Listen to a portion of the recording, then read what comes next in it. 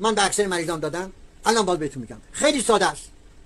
روغن سیاه‌دانه یادداشت کنین، بنویسین اینا رو. من مرده شما زنده، اینا یادگاریه، وصیته، بنویسین. روغن سیاه‌دانه به اضافه روغن بادام تلخ به اضافه روغن کنولای اصل، نه کلزا.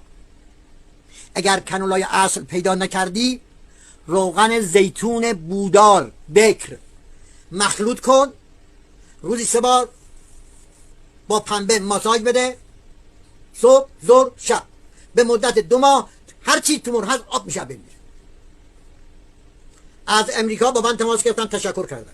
از کانادا تماس گرفتن، از اتریش، از ایران خودمون که فراوان، و اکثرش هم اگر وقت کنم تشکراشون رو برای شما میذارم، در اینستاگرام میذارم، در واتساپ میذارم، در تلگرام میذارم. پس هیچ سینه خانم سرطان نمیگیره.